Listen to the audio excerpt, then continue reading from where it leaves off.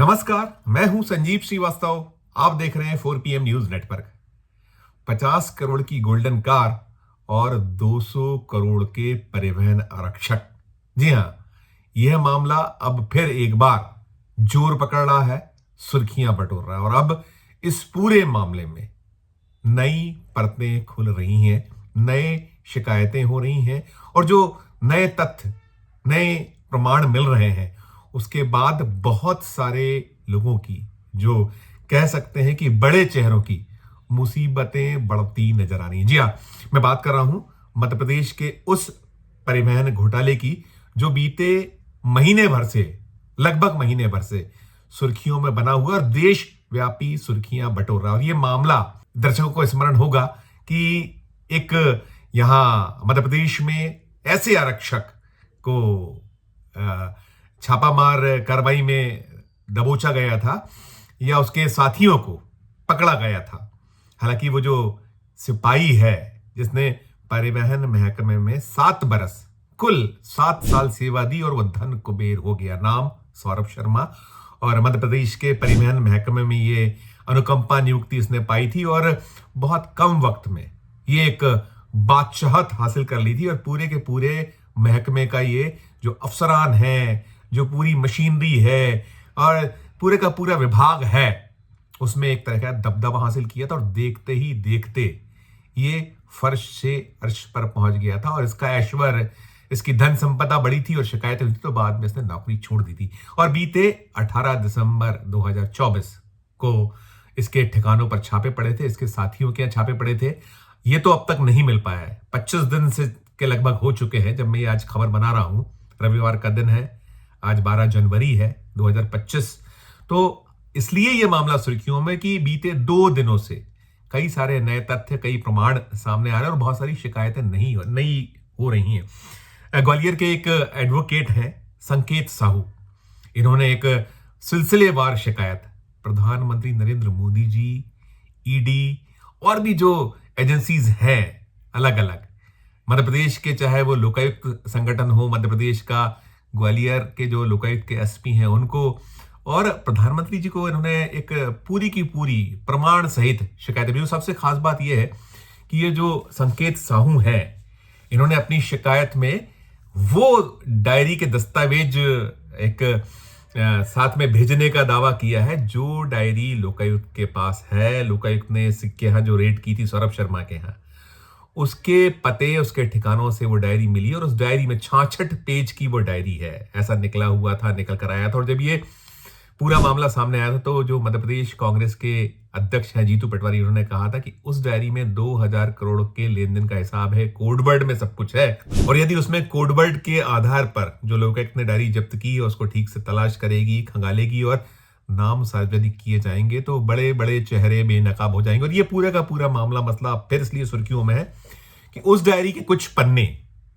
चाहे वो संकेत साहू हो, उन्होंने भेजने की एक दावा है कि उन्होंने भेजा है पूरा का पूरा, और उसके जो पेजेस हैं वो मिस्टर साहू ने जो ताजा शिकायत है उसके प्रमाण 4 PM को भी दिए हैं, 4 PM के पास भी भेजे हैं और उन पन्नों में वास्तव में कोडवर्ड्स में बहुत सारे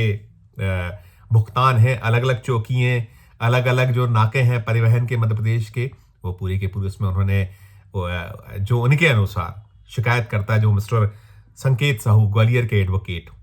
एक्टिविस्ट हैं ये, इन्होंने सारा का सारा उपलब्ध कराया है 4 PM को और पूरी शिकायत भी हमें भेजी हुई है 4 PM को। शिकायत में बहुत सारे ऐसे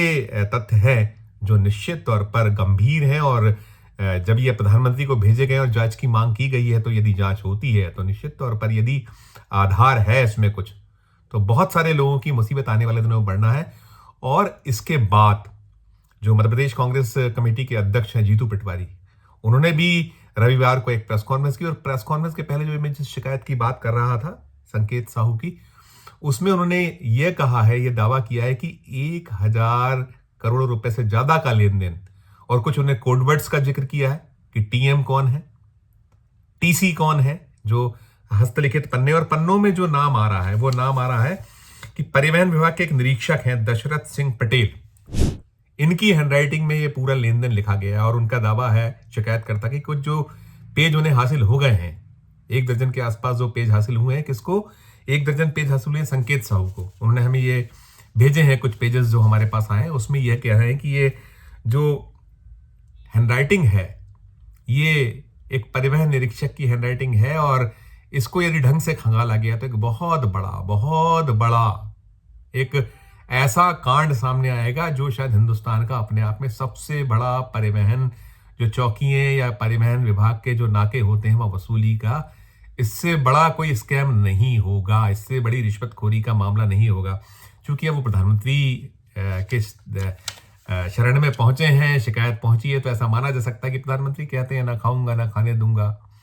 जीरो टॉलरेंस भ्रष्टाचार के मामले। देखिए क्या कुछ सामने आता है वो अपनी जगह का। लेकिन अभी जो प्रेस कॉन्फ्रेंस हुई है, जीतू पटवारी ने, अब से कुछ देर पहले जब मैं वीडियो बना रहा हूं, रविवार का दिन है आज, तो उस प्रेस कॉन्फ्रेंस में जीतू पटवारी ने कुछ 6 पेज मिलने की बात कही कि उनके हाथों में 6 पेजेस हैं और 6 पेज में एक जो चेक पोस्ट है, ये परिवहन चौकियां चेक पोस्ट होती है, उसमें 1536 करोड़ का हिसाब मिला है। एक में कोई 103 करोड़ का जो दूसरी एक चेक पोस्ट है उसके पास, उसमें 103 करोड़, तीसरी जो एक चेक पोस्ट उसमें 155 करोड़ का हिसाब किताब के दस्तावेज उनके पास हैं। जो कथित पन्ने हैं, ये जो लोकायुक्त को मिलने की बात है और ये इसके कुछ पेजेस बाहर आ रहे हैं, जैसे ये दावा किया जा रहा है, चाहे वो जीतू पटवारी हो या फिर संकेत साहू एडवोकेट हो उनके द्वारा। और अब दिलचस्प इसलिए भी होता जा रहा है ये मामला कि अभी तक सौरभ शर्मा हाथ नहीं आए। और हम अगर देखें 18 दिसंबर को, जैसे मैंने बताया कि इनके यहाँ लोकायुक्त की रेड हुई थी भोपाल में, इनके ठिकानों पे, इनके मित्रों के यहाँ हुई थी। अगर ध्यान होगा दर्शकों को, हमने कई सारी खबरें की हैं। गोल्डन कार जिसमें 54 किलो सोना मिला था, लगभग 42 करोड़ का वो सोना था, 10 करोड़ से ज्यादा, लगभग 11 करोड़ रुपए नगद राशि सामने आई थी कि नगद राशि उस गोल्डन कार से बरामद हुई थी। तो कुल वो 53 करोड़ रुपए वो, और जो जांच पड़ताल हुई है अब तक लोकायुक्त, तो फिर लोकायुक्त में इनकम टैक्स आया, इनकम टैक्स ने ये जो गोल्डन कार को धरा था। फिर ईडी भी आ गया था, क्योंकि हवाला और हवाला के अलावा साथ साथ और भी जो होते हैं मनी लॉन्ड्रिंग, सब में तो वो भी, उसका भी प्रवेश है, वो अपने एंगल पे जांच कर रहा है। और अब तक की जो कार्रवाई हो चुकी है उसमें ऐसा निकल कर आ रहा है कि 200 करोड़ के लगभग की प्रॉपर्टी, ये जो सिपाही 7 साल सीमाएं देने वाले, इसने अनुकंपा नियुक्ति पाई थी और अनुकंपा नियुक्ति पे नौकरी करता रहा, बाद में उसने नौकरी छोड़ दी थी और अलग अलग व्यवसाय, कोई स्कूल की फ्रेंचाइजीज उसने ली अपने नाते रिश्तेदारों के नाम, वो जो रियल एस्टेट में कारोबार कर रहा था, खनन में कर रहा था, अलग अलग चीजें प्रमाण मिले हैं। हालांकि भी बहुत पूरा खुलासा नहीं किया, लेकिन जो सूत्र हैं या जो जांच एजेंसी हैं, उन्होंने जिस तरीके के संकेत दिए उसमें निकल के आया हुआ है कि बहुत बड़ा एक स्कैम इस सिपाही के जरिए पकड़ा। ये तो एक बहुत मोहरा है, ऐसा माना जा रहा है। मोहरे के साथ ही अलग अलग नाम आ रहे हैं। नामों के बीच में जो शिकायत अभी लगातार चल रही है, हो रही है, उसमें भी ये कहा जा रहा है कि इसमें वो टीएम यानी ट्रांसपोर्ट मिनिस्टर, ये कहा जा रहा है, टीसी यानी ट्रांसपोर्ट कमिश्नर, और ये जब तक बड़े लोग इन्वॉल्व नहीं होंगे, ये पूरा का पूरा जो एक खान है, रिश्वत खोरी की एक खदान मानी जाती है ये परिवहन महकमा। आपको ध्यान होगा कि दिग्विजय सिंह जो मध्य प्रदेश के पूर्व मुख्यमंत्री हैं, राज्यसभा के अभी मेंबर हैं वो कांग्रेस के, तो उन्होंने ये अभी हाल ही में कहा था कि जब कमलनाथ की सरकार आई थी तो जो ज्योतिरादित्य सिंधिया, उनका दबाव था कि ये जो गोविंद राजपूत हैं इन्हें परिवहन महकमा दिया जाए, राजस्व दिया जाए, और परिवहन महकमा दिया गया था। लेकिन उन्होंने चेक बैलेंस किया था, एक बोर्ड बैठा दिया था कि नियुक्तियां और तमाम जो इसमें धतकर्म होते हैं उस पर कहीं बंदिश रहेगी। लेकिन बाद में जब सरकार गिरी, सिंधिया टूट कर गए, गोविंद राजपूत और उनके साथ में अन्य विधायक जो कांग्रेस के थे वो गए और शिवराज सिंह चौहान की सरकार बनी, तो पूरा का पूरा जो एक कोशिश थी कमलनाथ की ओर से, वो सिलसिला खत्म करा लिया गया था। परिवहन महकमा, राजस्व महकमा पा गए थे वहां जो ये गोविंद राजपूत। और ये जो अभी डायरी के पन्ने सामने आए हैं, जो कथित पन्ने हैं, जो ये शिकायत करता है, जो जीतू पटवारी दावा कर रहे हैं, इसमें 20-21 उस दौर के हिसाब में जब तत्कालीन जो परिवहन महकमे के मंत्री होते थे वो तो गोविंद राजपूत ही थे। और गोविंद राजपूत कह चुके हैं, उन्होंने ये कहा है कि ये सब जो है अनर्गल आरोप हैं, गलत आरोप लगाए जा रहे हैं, मिथ्या आरोप हैं, वो पाक साफ हैं, जो एजेंसी का चाहे वो जांच कर ले। और अभी हाल ही में एक दिन पहले ही सिंधिया से जब पूछा गया था कि दिग्विजय सिंह ने बहुत सारे आरोप लगाए हैं, तो उन्होंने यही कहा था, हमने वो खबर भी दिखाई थी, 4 PM के दर्शकों तक पहुंची थी,